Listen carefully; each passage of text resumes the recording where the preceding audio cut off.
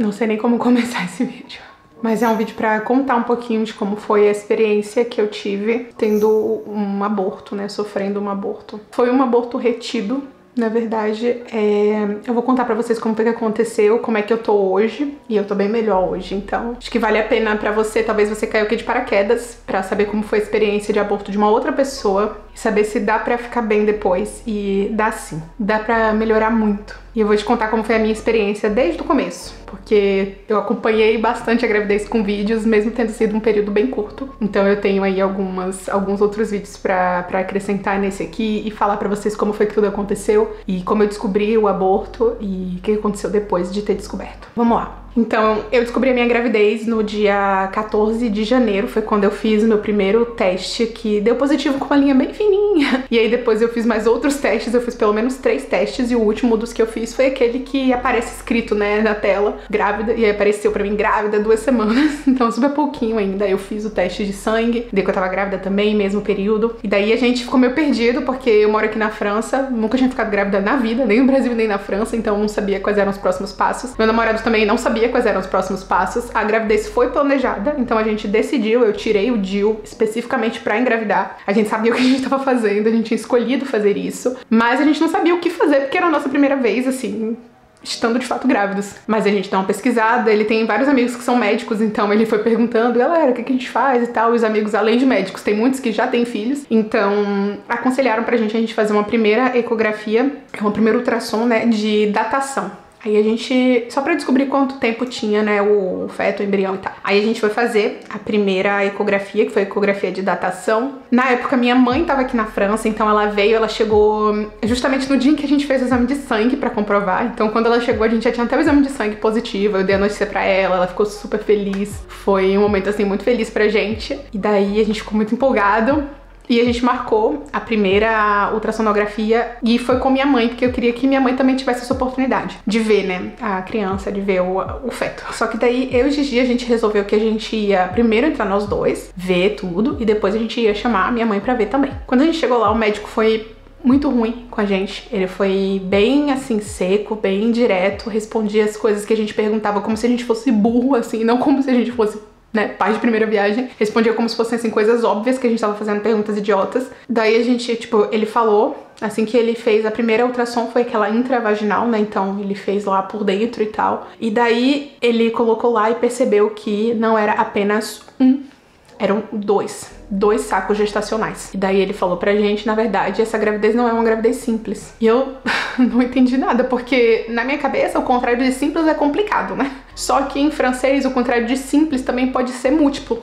Não é simples, é múltiplo. Só que ele não falou dessa forma, ele falou só assim, com a cara muito séria, não é uma gravidez simples. E eu falei, não é simples por quê? Aí ele, não é simples. Aí eu, por que não é simples? Isso aí que você tá vendo. Aí ele, olha aqui, aí apontou na tela, só que pra quem nunca tinha feito uma ultrassonografia desse tipo, né, que eu ia entender da tela do monitor. Aí ele, não é simples. Aí eu olhei e falei assim, é o que isso, um mioma? Tipo, eu realmente não sabia o que era, eu nunca tinha visto. Aí ele falou, não, são 2 sacos gestacionais, tipo, você é uma gravidez com possibilidade de ser uma gravidez múltipla. E aí ficou eu e meu namorado, assim, chocados. Ele tava um pouco atrás de mim, então ele não conseguia, de fato, me ver, nem eu conseguia vê-lo, mas depois a gente conversou e ficamos os dois chocados. E daí ele falou, mas de qualquer forma, eu não tô vendo nada nesse outro saco, tô vendo nesse saco aqui, no outro eu não tô vendo nada. Aí eu falei assim, tá vazio o outro saco? Ele falou, não, eu só não tô vendo nada. Daí eu falei, tá bom. Aí ele colocou pra gente escutar o coração, ele mediu, né, o feto, falou pra gente quanto é que tava, das semanas lá, acho que tava 6 semanas, se eu não me engano.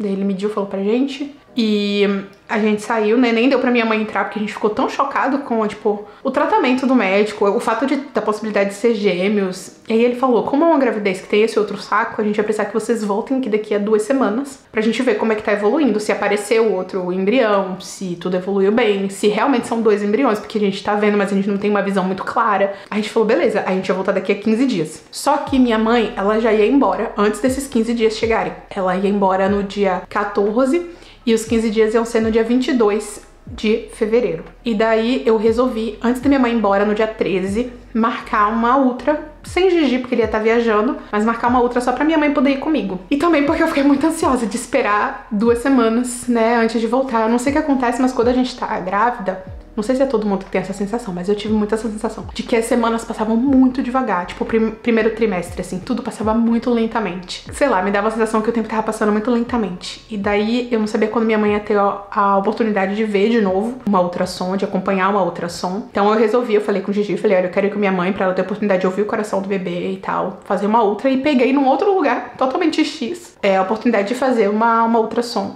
com a minha mãe. E daí eu fui com a minha mãe fazer ultrassom 9 dias antes do dia que seriam 15 dias, né? E daí a gente foi, fez a ultra, eu e minha mãe, e o coração tava batendo e tal, e a moça, quando ela colocou, né, pra fazer a intra, ela não achou, na interpretação dela, essa não era uma ginecologista, tá? Ela era uma doula. É que aqui as doulas têm esse papel meio híbrido, mas ela era uma doula, e ela falou assim, que a gente chama aqui de sage-femme, é o que em inglês é a midwife, né? Ela falou assim, olha, não é um outro saco gestacional isso aqui é um hematoma subcoriônico. E aí eu fui pesquisar, né? Cheguei em casa, obviamente, fui pesquisar o que era um hematoma. Lá na consulta ela falou, ela foi muito simpática, essa moça, ao contrário do médico, ela tinha sido muito gentil, muito legal. Só que ela falou isso e falou que isso tornava a gravidez uma gravidez de alto risco. E falou pra eu ficar em repouso. Aí eu cheguei em casa e fui pesquisar, né? O que é hematoma subcoriônico, o que é tudo isso. E daí tinha falando que se o hematoma for maior do que 50% do tamanho do saco, já é altíssimo risco. E, gente, se era de fato um hematoma, era o dobro do tamanho, era tipo o dobro não, mas era do tamanho do saco, então era tipo 100% do tamanho do saco, então tipo assim, altíssimo risco. Mas ao mesmo tempo, o jeito como tava não parecia um hematoma subcoriônico. Pelas fotos que eu vi de outras pessoas, eu não sou da área, eu não tenho nada a ver com a área da saúde, mas as fotos que eu vi das outras pessoas e a explicação que eu li em artigos científicos do que era um hematoma subcoriônico, eu não achei que parecia. Eu fiquei meio na dúvida. Mas aí, enfim, o médico tinha passado pra mim, da primeira vez que eu fui naquele médico, no médico ruim, ele passou progesterona, né, pra eu usar, injetando por via vaginal. O médico não falou isso pra gente no dia que ele passou, inclusive eu tomei por via oral o remédio 2 vezes antes de eu ler no Google que era introduzido por via vaginal. Tudo bom. Aí eu fui ler a bula e daí vi que era realmente, pra o meu caso, tinha que ser introduzido. E o médico não tinha nem falado isso, né? Porque ele foi bem péssimo, E daí, beleza, a gente teve que voltar, né, no médico. Eu pensei em pegar um outro médico, aí eu procurei na internet, peguei uma nova clínica, era uma clínica dentro do mesmo complexo hospitalar. Quando a gente chega na clínica, na outra que eu peguei na internet, quem é que atendia nessa clínica? Na outra, o próprio médico que tinha feito a nossa primeira consulta. Tudo bom. Então a gente teve que fazer com o mesmo médico. Aí daí a gente foi lá no mesmo médico fazer a consulta de retorno, né, de 15 dias, no caso, desde aquela primeira vez. E daí que ele ia ver o que era o saco e tal. E aí quando ele colocou lá, ele ficou em silêncio, olhando, aí ele mexia, era ainda intravaginal, né? Ele ficou mexendo. E apertava assim minha barriga. Aí ele falou assim, não tá tendo não tem batimento cardíaco, tá sem batimento. Eu não sei o que acontece, que inclusive, eu tenho vídeos pro YouTube que eu gravei durante o período, né, que eu não sabia disso. Eu gravei vários vídeos falando que eu tava com essa sensação de que alguma coisa ia acontecer. Eu tava com essa sensação, não sei o que é. Eu até falei nos vídeos que eu achava que eu tava assistindo muito vídeo de pessoas que tiveram problemas, mas eu tava muito com a sensação muito forte de que alguma coisa ia acontecer.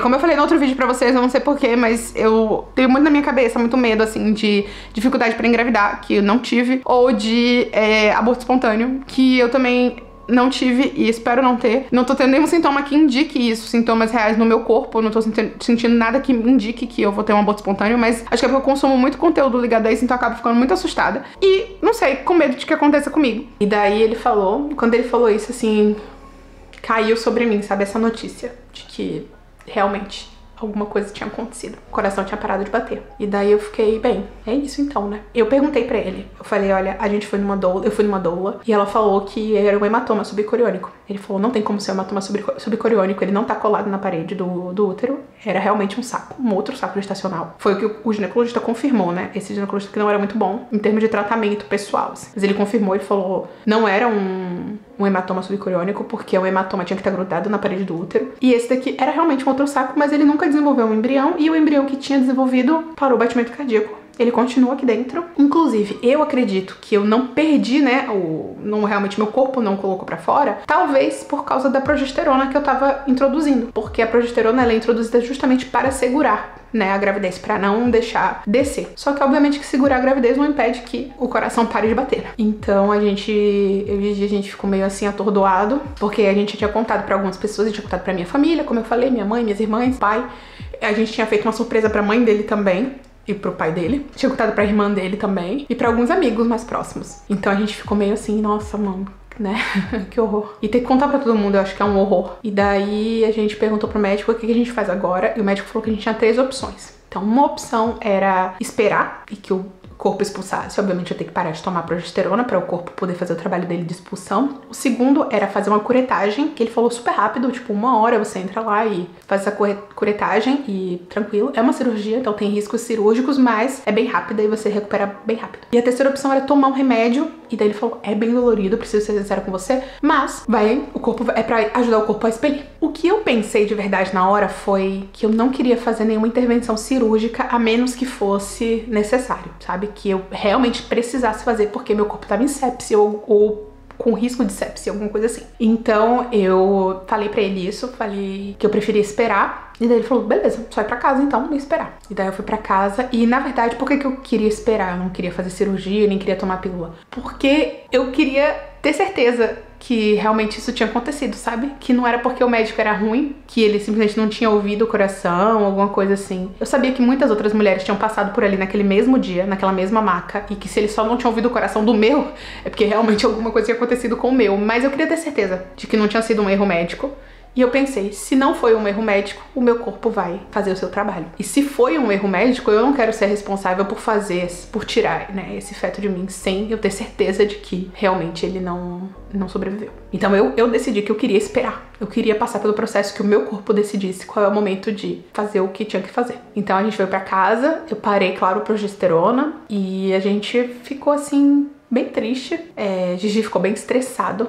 Ele ficou estressado, parecendo que ele tava com raiva. Só que obviamente não de mim, né? Ele só ficou estressado, assim. Eu tentei deixar ele no canto dele. Eu chorei. Fiquei, assim, uns bons dias. Eu vou dizer 1 semana, mais ou menos. Chorando. E aí, depois de um tempo... Isso daí acho que foi dia... Nem lembro mais, cara. Mas foi já pro mês de... No final do mês de...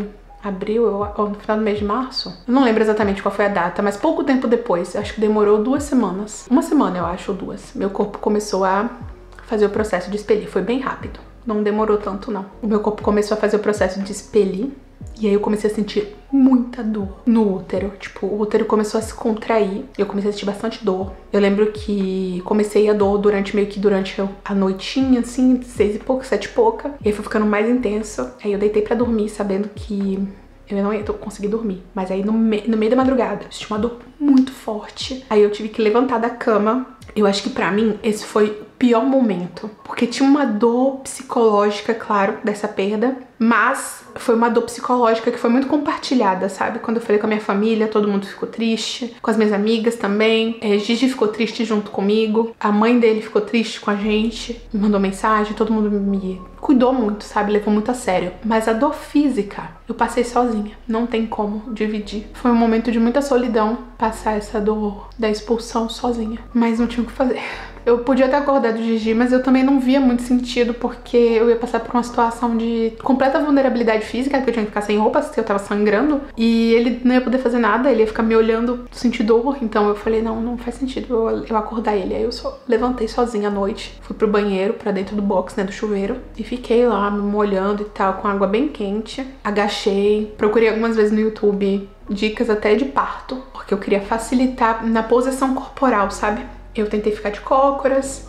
Teve um momento também em que eu tava com a absorvente, né, daqueles grandes assim. Aí eu fui pro sofá, eu lembro, e eu fiquei tipo de 4 no sofá, porque eu vi que essa posição podia ajudar também. Nunca tinha imaginado, mas eu vi que era uma posição que podia ajudar. E essa foi uma posição que realmente me ajudou. Aliviou, não sei o que aconteceu, mas ela deu uma boa aliviada. Eu ouvi muito relatos de 10 pessoas, né, no YouTube falando como era, e foi muito importante pra mim. Então por isso eu quis fazer esse relato. Fisicamente foi bem doloroso. Sangrou, mas não sangrou, assim, profusão de sangue. Sangrou, acho que um sangramento normal pra o que tava acontecendo, né? E eu fiquei nessas posições. Fiquei de cócoras, fiquei de 4 no sofá esperando, né? Fiquei me movimentando em pé. Tentei fazer assim o máximo que eu via que eram posições que iam ser um pouco melhores. Tentei não ficar muito deitada nem sentada pra não atrapalhar, né, essa descida. E daí sangrei bastante, vários coágulos no box e tudo, até que eu tive um momento, vontade de fazer cocô. E foi nessa hora em que eu senti de fato a descida. E daí Eu não tava querendo de fato fazer cocô, sabe? Foi esse empurrado aí na parte de trás que deu como se fosse essa vontade de fazer cocô. E eu só sentia descida, assim. Eu queria muito ter visto o que era, mas não deu pra eu ver porque caiu no vaso, né? Infelizmente, não deu pra eu ver direito. E daí foi. Acabei expelindo aí nesse momento. Eu continuei sentindo muita dor. A dor que eu tava sentindo era até esquisito porque é que eu tava com uma consciência corporal muito grande do meu útero. O que é uma coisa esquisita porque durante toda a minha vida, eu tenho 31 anos, durante toda a minha vida eu nunca tinha tido tanta consciência do meu útero, que ele existia e onde ele estava no meu corpo e qual era o tamanho dele e, tipo, eu nunca tinha sentido o meu útero, sabe? Eu acredito que quando você tem, talvez, síndrome do ovário policístico, endometriose, ou quando você já teve uma gravidez, você começa a ter um pouco mais de consciência do útero. Quando você tem essas condições, porque você sente ele ali todo mês, ou sente ele bem constantemente. Mas no meu caso, como eu nunca tive nada disso, eu sabia que eu tinha um útero, claro, né? Mas eu não sentia ele. Eu não ficava o tempo todo tendo consciência do útero, sabe? Essa consciência que você tem quando tem algo machucado, sabe? O seu dedo. Você não fica o tempo todo pensando que você tem um dedo. Você usa ele para as coisas, mas você não fica pensando, ah, meu dedo, tô aqui sentindo meu dedo. E quando ele tá machucado, aí você sente, né? Ele lateja, você pensa, tá o tempo todo consciente de que você tem um dedo. E foi exatamente isso que eu senti com o útero. Eu tava o tempo inteiro consciente de que eu tinha um útero. Logo depois, no dia seguinte, eu fui pra uma aula na faculdade. Eu acho que não devia ter feito isso. Mas eu tava com a sensação de que, pronto, já expeli, ficou tudo bem. Mas na verdade não, né? O útero tá muito machucado. Mas eu tava pensando assim, ah não, eu vou sim e tal. E daí eu fui. Peguei ônibus, tudo. Eu peguei metrô. Eu lembro de eu ter subindo a escada do metrô, sentindo muita dor, assim, subindo bem devagar, pra descer também muito devagar, um passo de cada vez. Fui pra aula, passei a aula inteira sentada lá, sentindo dor, sentindo bem latejando, assim.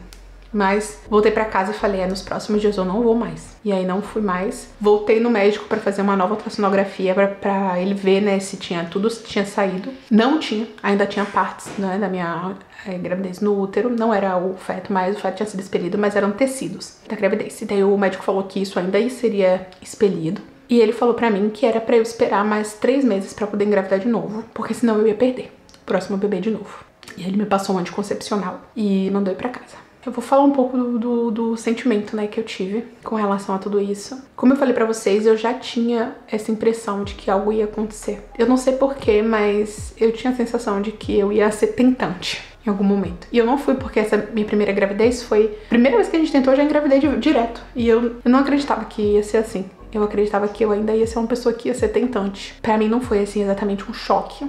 Eu fiquei muito triste no primeiro momento, eu me senti muito só nessa parte da dor física, eu me senti muito sozinha. Mas eu acho que a maior tristeza quando você perde, assim, um bebê que ainda tá no ventre é pelas expectativas, né, que você cria, pelos sonhos que você desenvolve ali a respeito daquela criança, que vai ainda existir. Eu acho que pra mim foi um pouco diferente do que pra maioria das mulheres, porque eu não tinha necessariamente muitas expectativas pra essa criança. Eu não sei o que acontece, mas na minha cabeça eu tenho certeza que eu vou ser mãe. Eu tenho certeza. Eu pensei, bom, se não foi essa criança por um motivo natural, tipo, eu não fiz nada, eu tava fazendo tudo certo. Se naturalmente não foi essa a criança que eu tive, porque não era pra ser essa criança, eu pensei de verdade, assim, que podia ser Deus me poupando de uma dificuldade, sabe, no futuro. De uma má formação, de um problema. Falei, bem, Deus sabe de todas as coisas. Se ele não quis que eu tivesse essa criança, é porque não era pra ser. Vai vir ainda. Essa criança que eu sei que eu vou ser mãe. E eu tô falando que eu sei que eu vou ser mãe, eu sei que muita gente se enxerga como mãe quando passa por um aborto, quando passa por uma situação assim. Mas eu não. Eu não me sinto mãe. E não é uma questão de diminuir o meu sofrimento nem nada disso. É que eu simplesmente não me sinto mãe.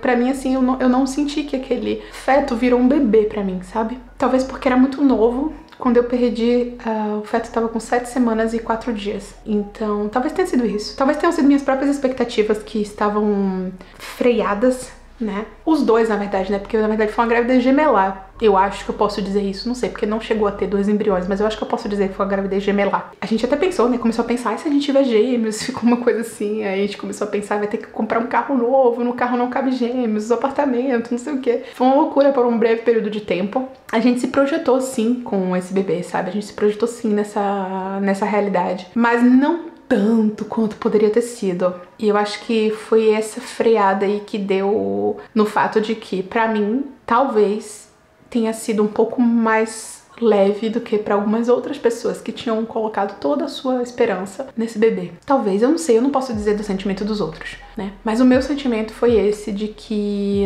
tá tudo bem, tá tudo bem. Foi um momento de dor, foi um luto, né, que eu vivi e vivo, às vezes ainda volta, né, quando eu penso na experiência, principalmente na dor física e tal, na solidão. Foi uma experiência difícil pra mim, mas eu ainda acredito que eu vou ser mãe, né, no futuro. Eu ainda não me sinto mãe, e é um sentimento muito pessoal mesmo. Eu sei que Dia das Mães e tudo, eu não penso que é pra mim. Não acho que eu... Enfim, não é que se você teve um aborto você não é mãe, eu não tô invalidando o seu sentimento, você passou por isso. É o meu sentimento. Então foi assim que eu me senti. Eu, sinceramente, depois de 1 ou 2 semanas, vamos dizer 2 semanas, eu já me sentia pronta pra tentar novamente. Eu não tomei os anticoncepcionais que o médico mandou tomar. Eu não quis, porque eu não queria começar um ciclo hormonal bizarro no meu corpo, que eu nunca tomei nenhum hormônio na vida. Não quero começar agora, principalmente no momento em que eu eventualmente quero engravidar. Então não fiz isso, não tomei nenhum anticoncepcional. Eu comprei os anticoncepcionais e eu jogo tudo no lixo. Todo dia eu jogo um anticoncepcional no lixo, porque eu não vou tomar, não quero. E eu tenho direito, eu acho, né, de escolher sobre o meu próprio corpo. Eu, claro, não me resguardei, de verdade. Eu com meu namorado, a gente se respeitou muito o nosso corpo, né, com relação a isso, principalmente o meu corpo, que foi o corpo que sofreu. E me resguardei, com certeza, muito. A gente não fez nada antes de eu ter pelo menos um período, né, pelo menos uma menstruação, que fosse o meu corpo dizendo assim, tá pronta de novo pra vida. Quando meu corpo me falou isso, aí eu falei pra ele, beleza, agora a gente pode acabar o resguardo. Isso demorou um pouco, tá? Do aborto, que ficou um aborto retido, né, e depois o aborto espontâneo, eu vim demorar, acho que pelo menos 40 dias pra ter uma menstruação. E tudo bem, a gente aguardou, a gente respeitou o meu corpo. Agora a gente tá nessa nova fase, que vai começar então minha fase aí tentante. Eu tô muito grata a Deus por esse livramento, né, que ele nos deu de ter levado pra si um bebê que a gente não conhece o motivo, mas que Deus conhece, e tá tudo bem. Eu tô em paz. Minha alma tá em paz com isso que aconteceu, apesar de ter sido bem difícil na hora. Hoje eu tô tranquila. E Gigi também, ele tá em paz. Eu acho engraçado porque ele não tem Deus, né, na vida dele. Ele não tem nenhum tipo de fé ou confiança em nada maior. Ele acredita que a natureza faz tudo certo. E pra ele isso funciona super bem. Então, que bom. A gente tá os dois muito na mesma página desde o começo. A gente ficou mal no mesmo período, a gente ficou bem a partir do mesmo período. A gente tá em paz hoje. E que bom. Que bom que a gente tá sempre na mesma página. E tô muito feliz de ter uma pessoa que é tão companheira. Quando eu tava grávida, ele cuidou muito bem de mim. Muito bem de mim. Ele era um amor, assim, um grudinho comigo. Quando eu perdi também, ele cuidou muito de mim. E depois voltou normal, né? Voltou a ser um perturbado. Mas a gente se ama desse jeitinho. Foi isso minha experiência. Eu passei por esse momento complicado e hoje eu tô nessa nova fase. E eu queria te dizer que talvez você tá bem no momento de muita dor, mas vai ficar tudo bem. Vai ficar tudo bem. O Senhor diz que os pensamentos que Ele tem sobre nós são pensamentos de paz e não de mal, para que a gente alcance o fim que a gente deseja. Nem olhos viram e nem ouvidos ouviram e nem jamais subiu ao coração humano que Deus tem preparado para aqueles que o amam. Ele tem cuidado de você. Então descanse, tá bom? Um beijo.